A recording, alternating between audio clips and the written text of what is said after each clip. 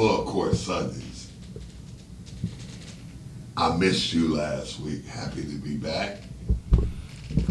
Got a special guest here today. A guy that he and I go back to maybe 14 years old. And we are such great friends. I'm so happy to have him here. The legendary PSL Michigan State star, Vernon Carr. Vernon in the building. Welcome, man. Thank you. You know, I told you it's an honor for me to do this with you. I was very happy when you called me. Thank you, man. You know, you always, my brother is special in my heart, man. This is a exciting moment for me, man. Let's get into the details of you growing up for our Detroit boys and girls, and give us your story. Well, you know, basketball was the thing I started doing last. I played tennis, played football, played baseball. But when I picked up that basketball at 15, I just fell in love with it. Right. Put everything else down and just concentrated on basketball. You put it down and concentrate. What was your first sport? My first sport was football. Football. Football. What positions were you playing in football? Quarterback and tight end. Quarterback and tight end. Yeah. You was fast and could throw it, huh? I could throw it and I could catch it. Did you play football in high school? So I started off on the football team, and I was just talking to the old football coach 2 days ago at Cody's first game. And he was like, I'm still mad because you quit the team. I said, you shouldn't have had me duck walk around the field in the rain. Yeah, that's what they do to coaches. Well, they was hard on the football field. Yeah, I was out there duck walking around that field, and it was raining. And I just thought to myself, it's a lot warmer in there on the basketball court. And I literally got up and left and went in the gym and never went back out. Wow. He was like, yeah, you too soft. You too soft for basketball. Yeah, that's what they say when you don't play football. You know, they call, the football coaches call you soft, you know, because you big and they need you, you know, in high school. But you know, we wasn't soft. You know how we played back then. Oh, yeah, no, you wasn't soft at all. I was telling the guys we had grown men. Every team was stacked. You got Roy Tarpley, Anthony Watson at Cooley. Yeah. You know, you over there at Southwestern. Yeah. Just every team, and you played hard. You went in every gym. If it wasn't a home game, you went in fighting for your life. Yeah, you ain't lying, man. Those were the days, man. Those were some hard games back then. And every school, like you said, had so much talent, man. They had 4 or 5 guys that were going D1, D2, you know, and it's not like that now. I mean, in Detroit, you only got 6 public schools now, you know. And back then, we had 20-some, maybe 25 schools that were tough. And like you say, you got to play hard every game, you know. Every game you walk in the gym, it's a tough game. Yeah, you had guys who didn't make the squad who were good enough to be on the high school team. Just didn't have enough room for them. Yeah, it was tough back then. And kids didn't go to schools with other kids because they wanted to play with them. Yeah. Kids stayed in their neighborhood back then. Tell us about your team and your high school career, your basketball, starting from the 9th grade. Well, I didn't play until the 10th grade, but, you know, Cody, we always had a lot of talented guys, but we just couldn't seem to put it together. Right. You know, in the summer before the season would start, we'd beat everybody down at St. Right. They'd be talking about Cody. Y'all kill everybody. Kill everybody. And then the season start, well, you know, some of the guys was eligible. Yes, now wait, true. don't laugh too hard, because one year that was me Oh, for half the season. But you know, and then it just wasn't this team thing, you know, playing together. I don't care who do it, we want to win. It was everybody wanted to be the star. We got a good team, but I want to be the best player on the team. Everybody should say I'm the best. And they still have that conversation now. You know, I go on Facebook and I hear who's the best player to ever play at Cody. Oh, who cares? Really? Well, I know that's a conversation. But, when you no, start, it's not a conversation with me. no, I'm saying. I know who's the best player. But He's sitting right here. Give it up to Vernon Carr. And I'm telling all my fellas, Rodney, all you guys, Pat, rest in peace. I love you. Tobias, I love you. You were great. But Vernon's the best. well, I appreciate that love. I just think on that level, that's not a conversation you have. They have this conversation about pro players at college. That's a little different. Right. But at high school, because most of the people gonna pick their boy anyway. Right. That was my boy. He was tight. But, Right. But he couldn't dribble. Yeah, but he could shoot.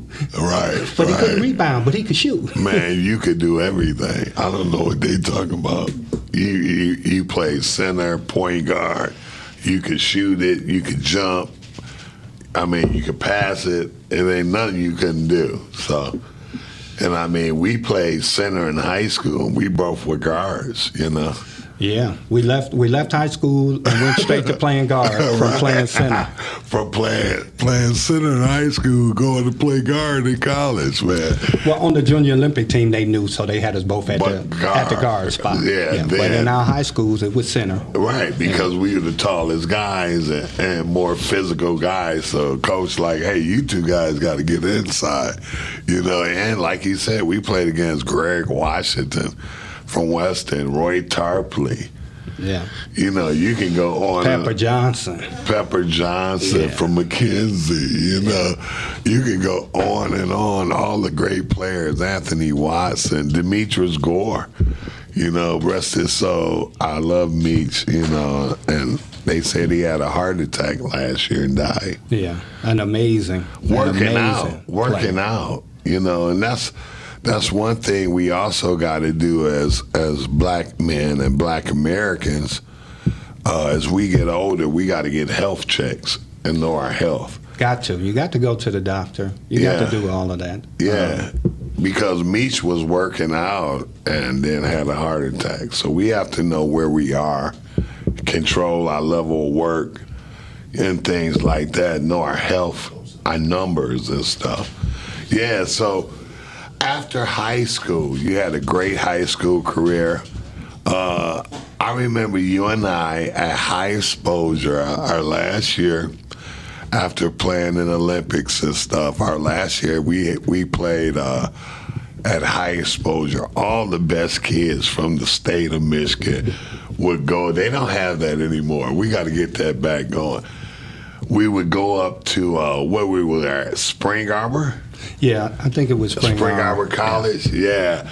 And then we had some of the greatest games, man. Dan Marley, Tim Russell, you, me, Demetrius. I mean, just a number, Bill Jones, just a number of great players up there. And then, remember they had the one-on-one tournament.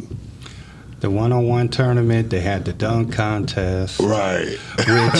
which everybody was like, Vern, you got to be in the dunk contest. Yeah, because you could win the dunk contest. Well, I was a dunker in the game, but I could not compete with Brian Doss. Brian Doss, yeah, beat us, and Quincy Turner. Yeah, and Brian ended up winning it. I mean, he was the first guy I ever saw do that. He jumped in the air. When he came down, I remember he that. grabbed the rim, swung to the other side of the rim, went back up in the air, and tomahawk dunked it. Yeah. And I just wanted to drop the ball and walk away. Dang, that's it. Man, we had some real fun, man.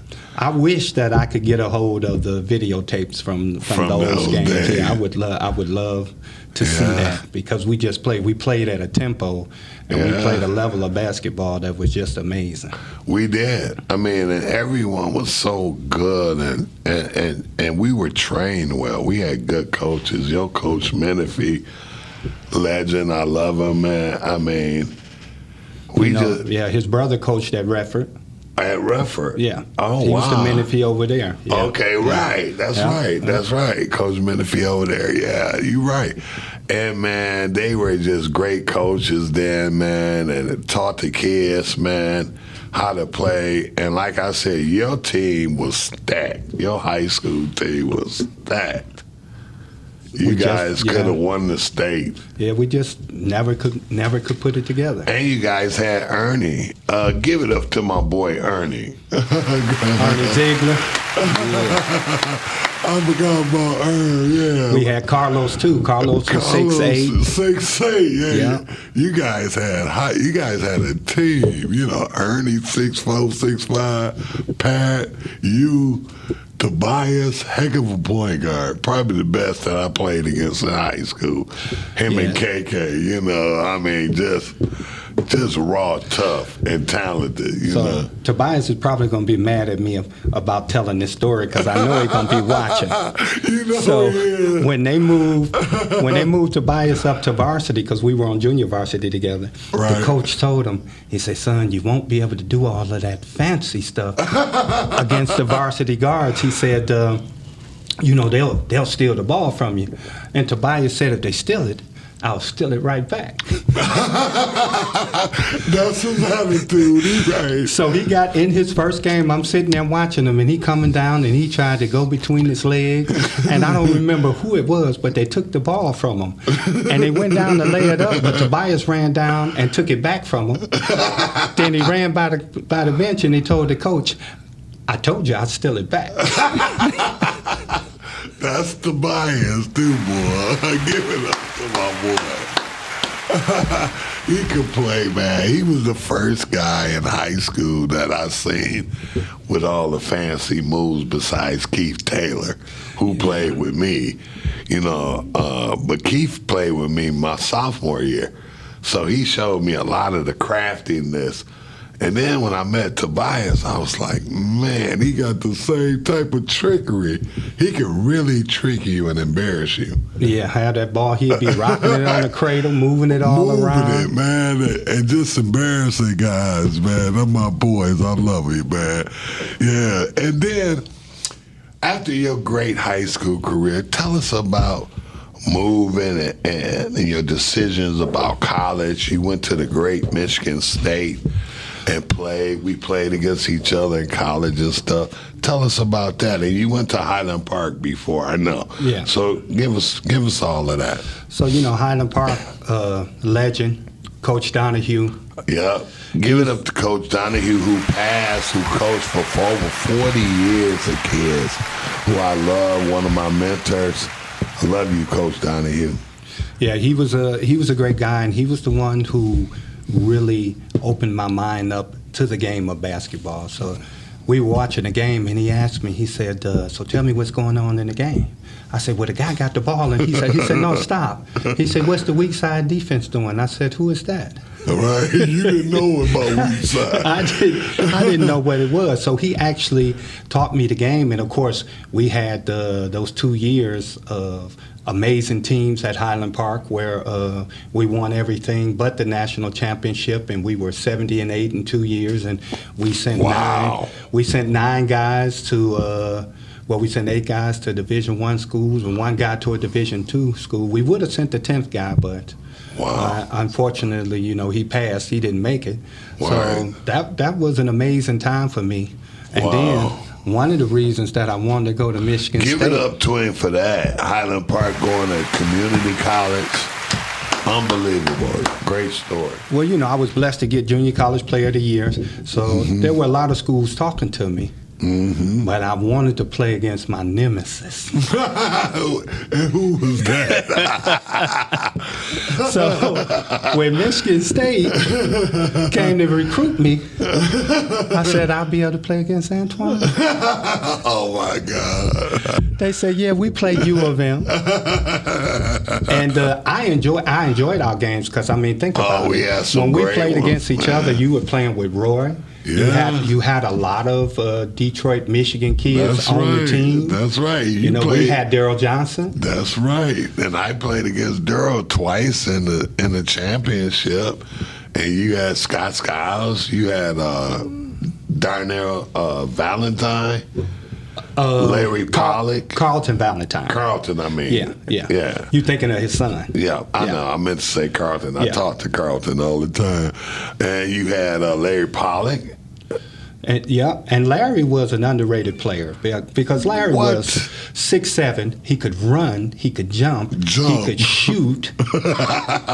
And we literally, when Scott got the ball and he hit the middle, it would be a sprint for me and Larry on both sides to see who could get up there first so we get that ball. Right. That's right. That's why we couldn't check y'all. Y'all were too fast, man. But we really with that team, our center, Barry Fordham, was 6'7", but he was That's strong right. and he could jump. Right. And, all you guys were smaller but can jump. And we just fast. And we started a 3-guard offense, so that caused people. When we played Georgetown in the NCAA tournament, everybody was like, "Oh, Georgetown's going to press you guys. How do you press somebody that got has 3 guards? 3 guards on the floor, and That's right. And the forward can dribble too. Right. So both forward, the forward and the center. So that didn't work out well for Georgetown. It didn't work out well for anyone that year. You guys were killing people, man. And man, I just think back, like, DJ was underrated. He was great, man. He could really play. Creating his own shots, ball handling, rebounding, defense. Defense, everything. Yeah, he was doing it all. It was just, unfortunately, there was some things going on at Michigan State. I remember when I first got there, Coach Hiko said, "How many points do you think you'll average a game for us?" Oh, he asked you that? Yeah, and I said, probably about 20, Coach, because I was trying to be modest, right? Right. And he said, no, you're gonna average 15 points a game for us. And I didn't say anything about it. Right. At the end of the season, I averaged 15. And then when I look back on it, I realized how he would take me out the game when he shouldn't have taken me out the game. Right. Or different things like that. And, my senior year when Scott was gone, I was like, well, he's going to have to fall back on me now. Right. But, we had some problems because I just didn't accept everything that was said to me. Right. I wish that I would have had. I try to talk to the young kids now because I didn't have anyone to talk to me and say, hey, even if he is doing this is how you got to handle it. That's right. You just can't tell the coach what you feel. What you feel. You have to. You're right. And I didn't have anybody to tell me that. Right. And it kind of followed me because when I got to the Kings, we were practicing. To Sacramento, yeah. Yeah, we were practicing, and Bill Russell stopped the practice, and he said, if Carr gets one more rebound, he said this to Ed Pickney and Joe Klein, all the big guys, you guys are running sprints.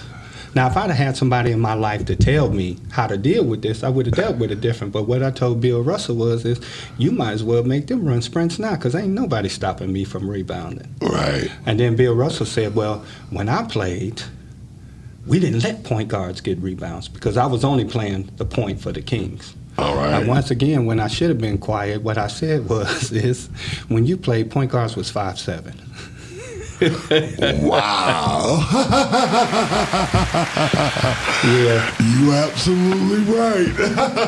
But it didn't need to be said. It was something I should have kept to myself. Absolutely. So, first chance he got, he sent me to the CBA team. Hey, but the thing about kids from Detroit is we have to learn how to fight to get where we have to go. And, like you said, you didn't know. You didn't have no one to say, hey, man, you got to listen to your coach no matter what. You got to listen to the GM or the owners no matter what.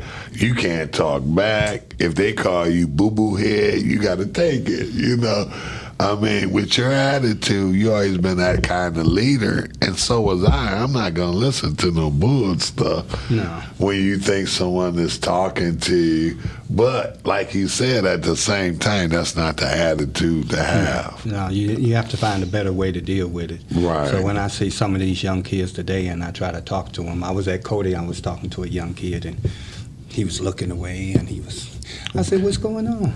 He said, my game tight. I don't need no help. Right. That's how they think. And, you try to tell them, man, you need all the help you can get. Any Okay? little bit of help that you can get. Take That's this right. wisdom from the people who've been there. That's because they ain't trying to ride your coattails and become Right. famous. They trying to help you to get to where you want to get be. to where you want to go, man.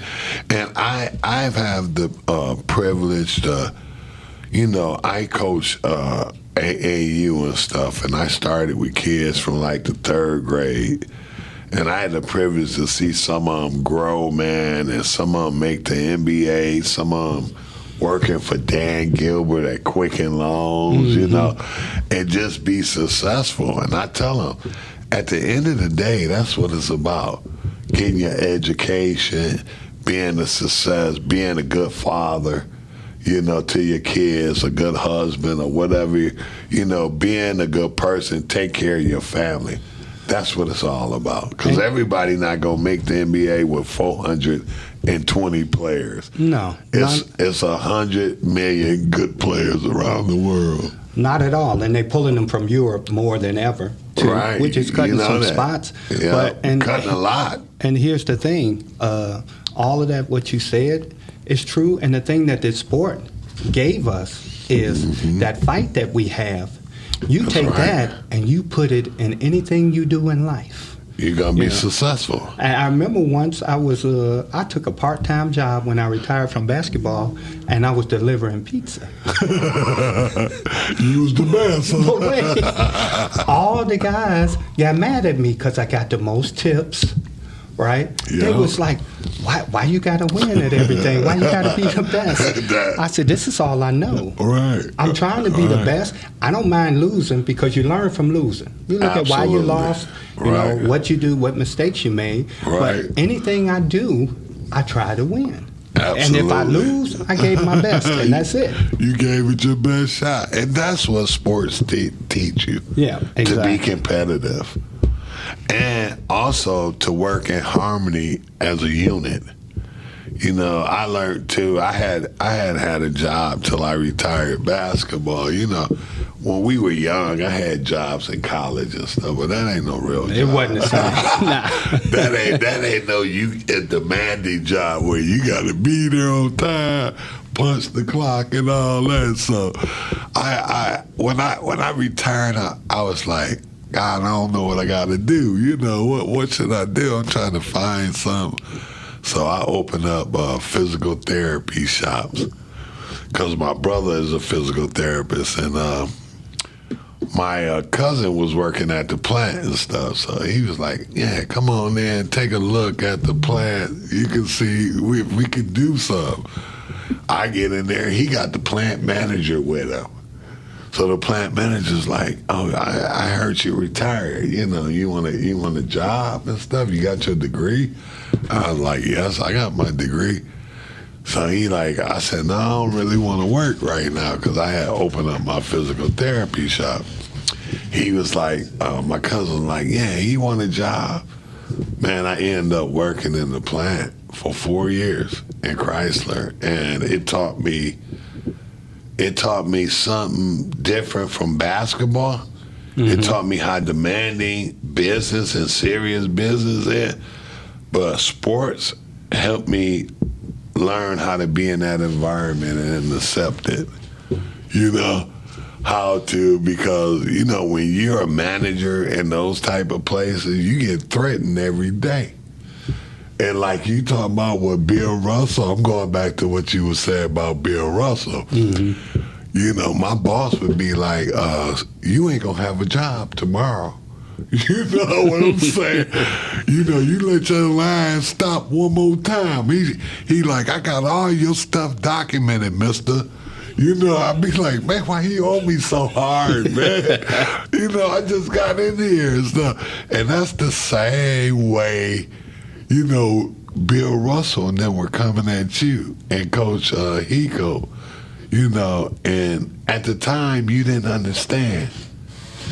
Well, and here's the thing, no matter where you are in life, there's always going to be somebody who has somebody who they support, who they want to see excel. And if you're excelling, then for them, you're threatening the person who they want to excel. So they may want somebody else in that position. But then you have to learn how to deal with it. And the way to deal with it is maybe not to get smart like I did when I was young, but just keep excelling. You know, just do your best and let people see that. Right. You know, right. because once you become belligerent or you talk back or you do different things, you know, then you're Right. giving them an excuse to get rid of you. Absolutely. Or to keep you stable where you can advance. Exactly, yeah. You know, and the best way, like you said, is keep excelling, keep progressing, keep smiling. And that's what I did. He used to be like, man, you gonna get fired. You think I'm playing? He be pointing in my face, but I love this guy. Man, this guy's like this today. And he used to threaten me and stuff. He said, you think I'm playing? And I said, man, you don't even understand what pressure is, okay?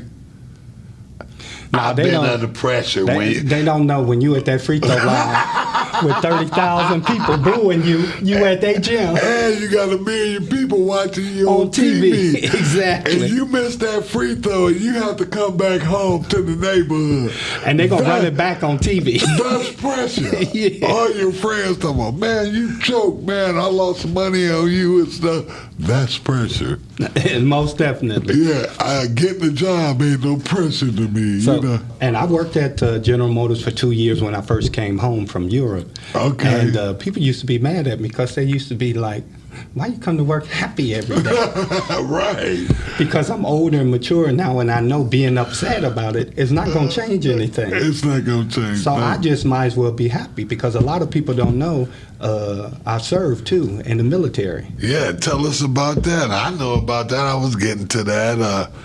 After your basketball, tell us about going to the service and all your great stuff you did there. Let's talk about that. So going to the service was a life-changing thing for me because I'd fell into depression when the NBA didn't work out and all of that. Right. And let me tell you, I got up to about 380 pounds. What? Yes. Get out of here. I had that special pillow on the back of my neck where I could go to sleep. You got to be kidding me. No, I couldn't see my feet. 380? Yes. So I woke up one day and I was like, you got to do something. You got to get out this rut. Right. So I joined the military. And when I got to basic training, there was a guy there who recognized me from basketball. And he told the drill sergeants. So this is my second day there. I'm 370 pounds. I got on a T-shirt that don't cover half my stomach. And the drill sergeant walked up to me and he said, Damn, man. they told me you played pro basketball. Right. I said, yes, drill sergeant. He reached back and he slapped my stomach. And as he was walking away, my stomach was still jiggling. He said, you don't look like a player to me. Dang. But I had 3 months of training. Right. And I always ran my mouth on purpose so they would make me run more. Right. They put me on a diet. They called it the fat boy diet. Oh, wow. So I went in to eat, and people were ordering omelets, and you have to say the last four of your social security number. So the guy waiting, he heard my last four. He already see I'm on the fat boy list. He said, I see you looking at them omelets. You like that? I said, yeah, I love omelets. He said, how you want me to make it? You want an extra egg? You want ham with extra cheese and some bacon? I said, yeah, put all of that in there. He lifted up a little plate, put 2 pieces of toast on it and 2 hard-boiled eggs and said, you on the fat boy diet.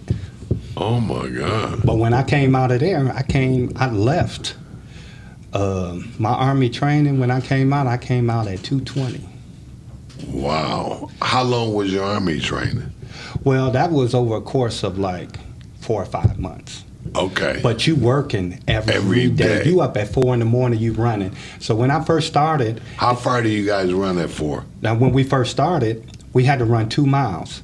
Everybody was mad at me because I kept stopping. Because I couldn't run anymore. So they'd let the whole group get up further, and then they'd bring them back and say, we got to take Vernon with us. We can't leave nobody.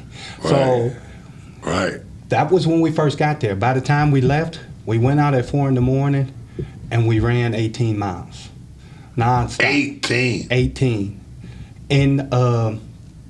in Oklahoma, in Fort Sill, Oklahoma. So we came back in at 18, but this towards the end, right? I'm 220. I'm jumping up and down. Wow. Is that it, drill sergeant? We ain't gonna run no more? He looked at me. Wow. He said, "You just love me because I gave you your body back."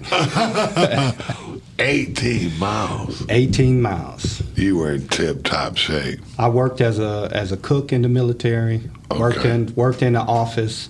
Didn't do anything I was supposed to do. And then when I got to Fort Hood, all I did was play basketball. We played Division I schedule, Georgetown, UTEP. Wow. Played the NBA schedule, Moses Malone All-Star team, Oh, Scooter man. McCray, all of them. And after my 4 years, I got a contract from a team in Germany, and they was like, "We want you to stay. If you stay, you'll be a sergeant."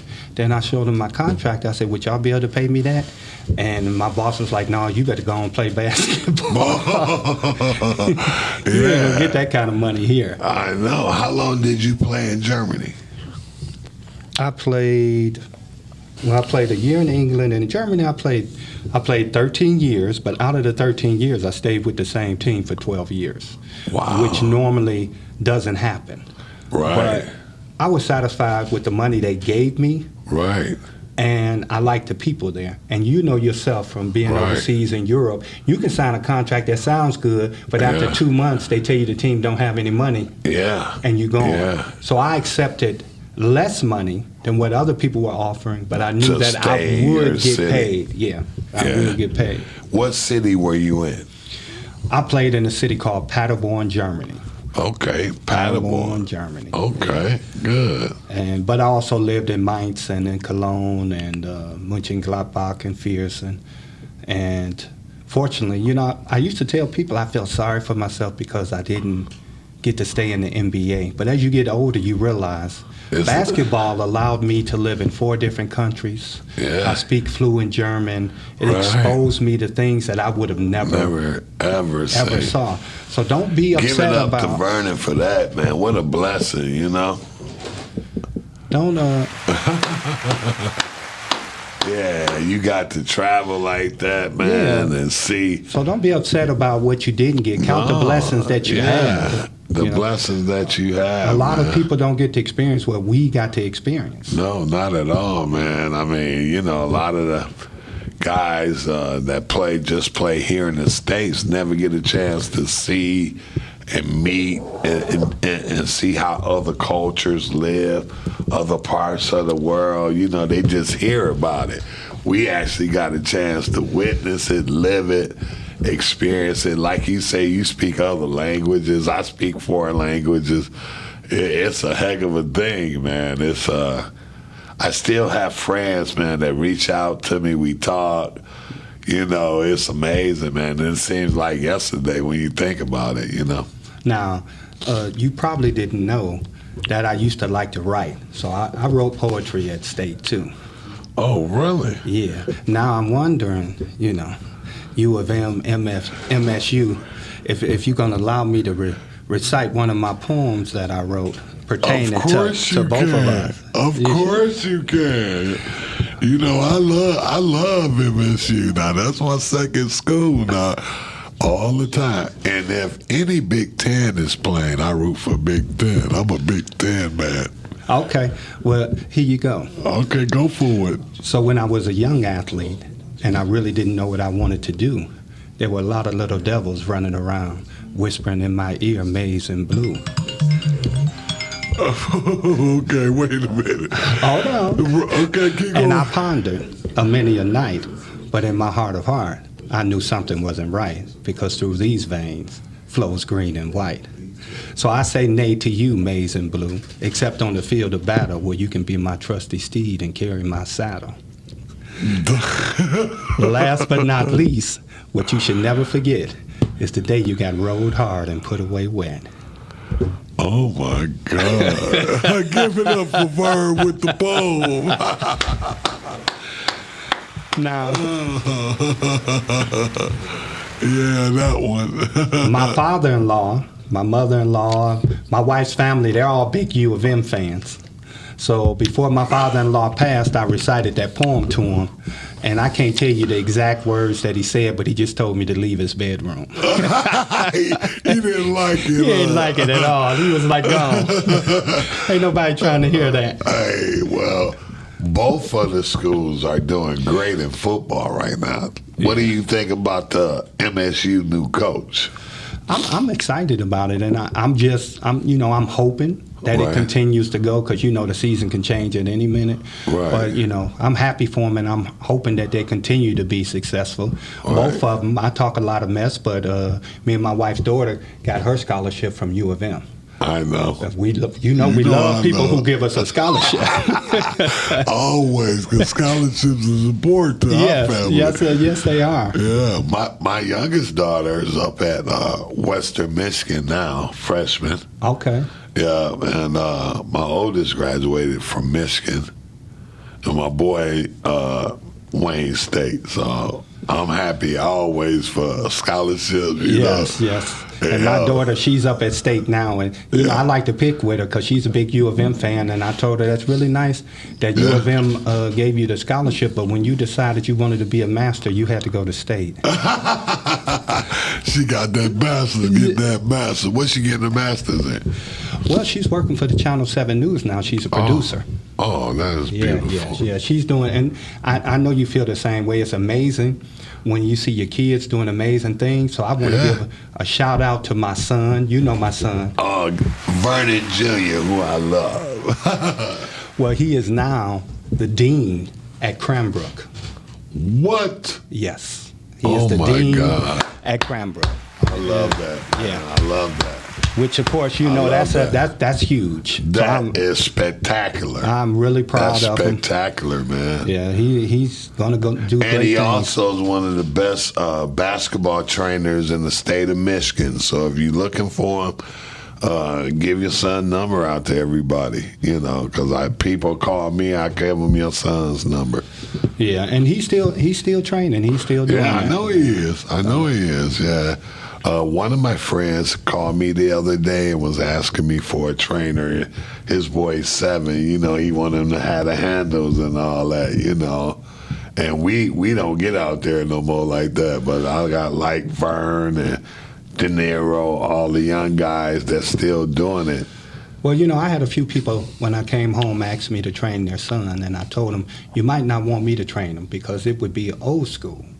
And one guy brought his son up, and he wasn't a bad player. And we trained a couple of times, and then he decided I was running him too hard. He didn't want to train with me anymore. Do you remember the days when we didn't even touch a basketball? Right. Before the season started, all you did was ran.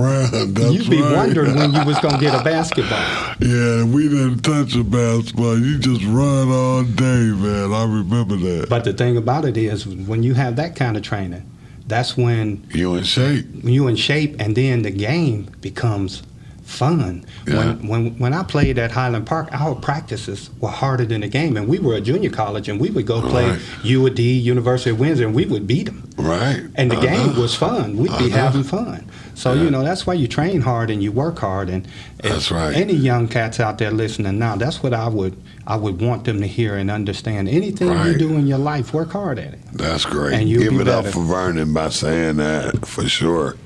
That's what this show is all about. Understanding the work ethic that it takes, even academically, sports, no matter what it is your work job. If you, like you were saying, you the pizza guy, you got the most tips. You know? I'm trying to be the best pizza delivery man out there. Is. That's right. I made first team all pizza. That's it, pizza baby. Give me that pizza hot. Right.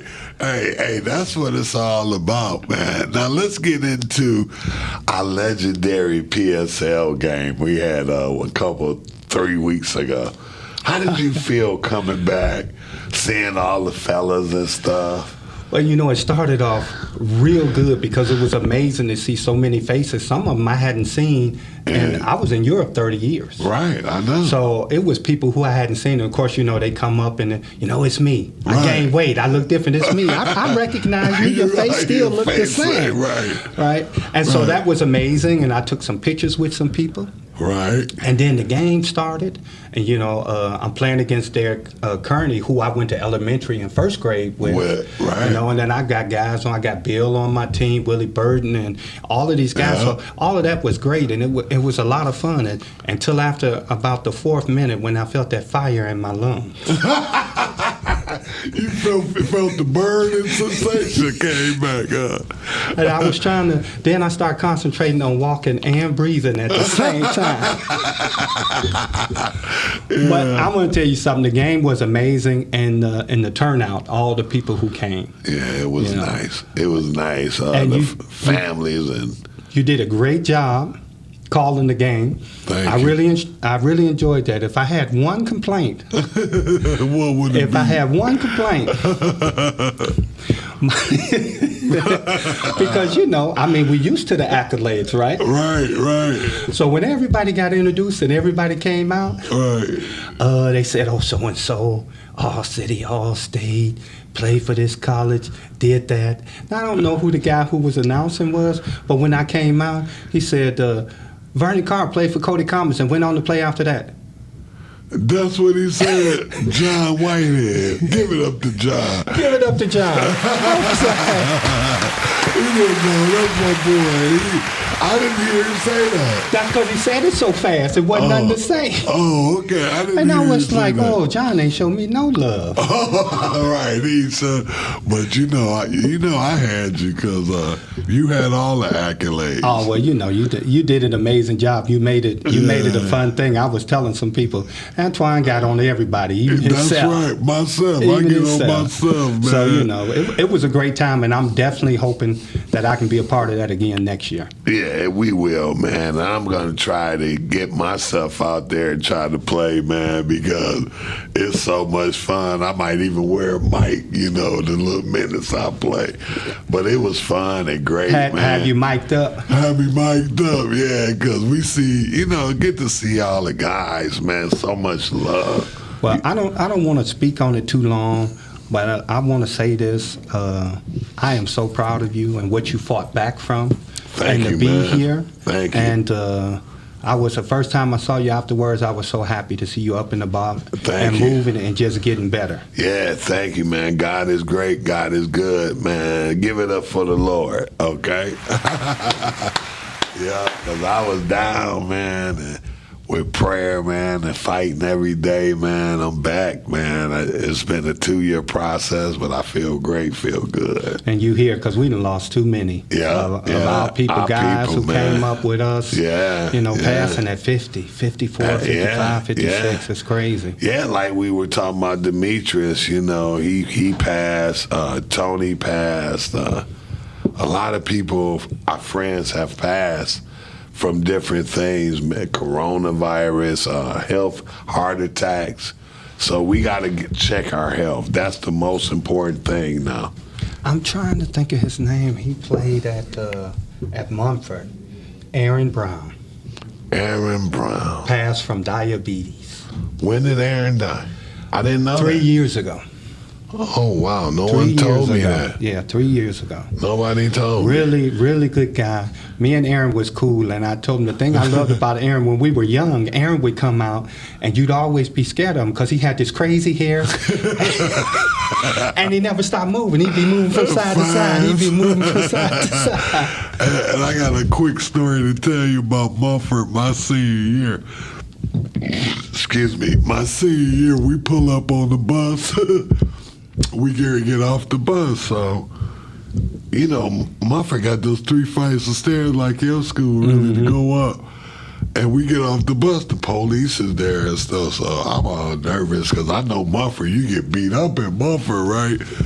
And the junior varsity guys, they get off first and stuff, they going up. And as soon as I get up in the steps, I hear bam, bam, bam. Guys getting socked in the face and stuff, man. And then the police was like, hey. So the kids, whoever hit them, they dispersed and ran. So when we get upstairs and stuff, our team is crying and stuff. A couple of their lips is bleeding and stuff. So Perry like, yeah, just wipe your face. You know, we gonna kick their butt today. And boy, the city games used to be tough, man. And then people don't realize they didn't play. We played against McKenzie once at McKenzie, and I had 2 free throws left, and with no time, and they was up 1. And you remember back in the day, all the gangsters used to wear those big rabbit coats. Right. So he walks up under the basket, he opens up his rabbit coat, and he showed me a gun, and he said, "You better not hit these shots." Now, under normal circumstances, Vern probably would have missed those shots. But my father, being a retired policeman, he was a lieutenant on the police force. Right. The guy didn't realize my father was standing right beside him in uniform. Oh, wow. So I knocked those 2 down because I wasn't worried. Because I know my dad would have got him right real quick. Right, your dad would have arrested him and stuff. But yeah, that's the city, man. Guys be like, you gonna get beat up after the game. Oh yeah, the thugs was for their team. They tried to scare you. Yeah, that's what me and Curry was talking about, boy. You go in there in the deal, you taking the ball in the bounds, they threaten you all day, don't they? Up in your ear, pushing you in your head. Those were the funny days, man. But hey, man, I thank you all the time, man. I love you so much. I love you too, brother. We got to do this again, bruh. Most definitely. Anytime you call me, I'll be here. Yeah, and I thank you for coming on my show today. And thank you, my fans. And we'll see you next week on Full Court Sundays. Have a great day. All right.